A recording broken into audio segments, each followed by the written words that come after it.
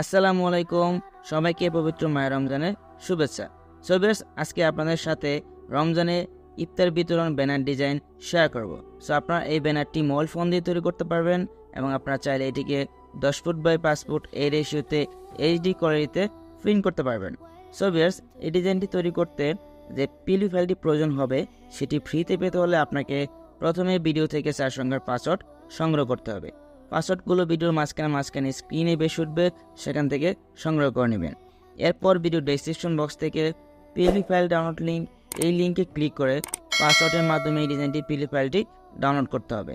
এরপর PixelLab mobile অ্যাপসের ভিতরে পিএলপি ফাইলটি ওপেন করে আপনার সংগঠনের বা আপনার প্রতিষ্ঠানের নাম পরিবর্তন করে মাত্র 2 মিনিটে এরকম সুন্দর একটি ব্যানার তৈরি করতে পারবেন।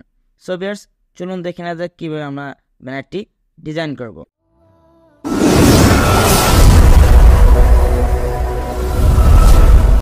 সো ব্যানারটি ডিজাইন করার জন্য আমাদের প্রথমে প্রয়োজন হবে এই পিক্সেলল্যাব মোবাইল অ্যাপসটি আপনার গুগল প্লে স্টোরে পিক্সেলল্যাব লিখে সার্চ করে পেয়ে যাবেন। এছাড়া ভিডিও ডেসক্রিপশন বক্সে লিঙ্ক দেওয়া থাকবে, সেখান থেকে ডাউনলোড করতে পারবেন। সো অ্যাপসটির ভিতরে আসার পর আমরা প্রথমে উপর থেকে 3 ডট এই অপশনে একটি ক্লিক করব। এরপর নিচ থেকে ওপেন ডট পিএলপি ফাইল এখানে একটি ক্লিক করব। এরপর উপর থেকে ডট পিএলপি এখানে একটি ক্লিক করব। এরপর দেখতে পারবেন আপনার ফোনের ডাউনলোড ফোল্ডার সিলেক্ট করা আছে। এর নিচে আপনার একটি ফাইল দেখতে পারবেন, ইফতার মাহফিল ব্যানার ডিজাইন 2024। সো আপনার জাস্ট এই ফাইলটির উপর একটি ক্লিক করে দিবেন। এরপর নিচ থেকে ওপেন অ্যান্ড অ্যাড এই অপশনে একটি ক্লিক করে দিবেন। সো এরপর ব্যাক বাটনে একটি ক্লিক করবেন, দেখবেন ডিজাইনটি আপনার পিক্সেলল্যাব অ্যাপসের ভিতরে ওপেন হয়ে গেছে। সো এখন জাস্ট পরিবর্তন করব আমরা। সো এখান থেকে আপনারা যে স্থানটি দেখতে পাচ্ছেন, সো এই লেখাটি, এরপর আপনারা নিচ থেকে সোশ্যাল ওয়েলফেয়ার ফর ইউম্যানিটি, এটা একটা সামাজিক সংগঠনের নাম। সো এখানে বাংলা ইংরেজি, এরপর ঠিকানা, এরপর হচ্ছে লোগো, এই সবগুলো আপনারা পরিবর্তন করবেন। সো আমি দেখিয়ে দিচ্ছি কীভাবে করবেন। আপনারা জাস্ট এই লেখাগুলোর উপর ডাবল ক্লিক করবেন।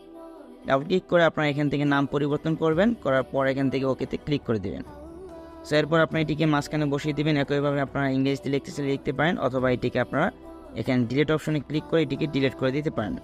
সো একইভাবে আপনারা এখান থেকে ঠিকানাটা পরিবর্তন করে দিবেন।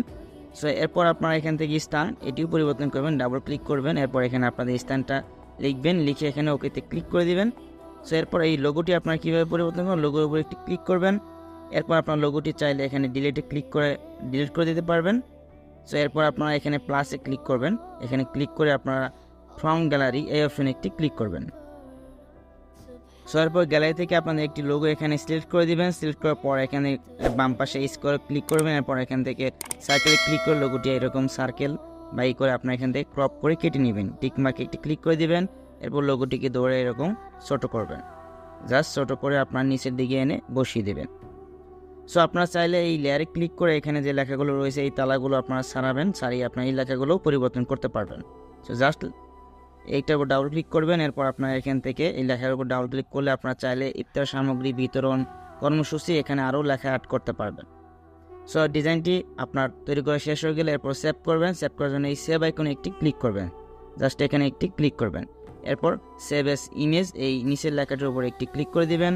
সো ভিউয়ার্স, আশা করি আপনারা বুঝতে পেরেছেন কীভাবে ডিজাইনটি এডিট করবেন। এরপর কোনো সমস্যা হলে অবশ্যই কমেন্টস করে জানাবেন। সো আজকের মতো এখানেই বিদায় নিচ্ছি।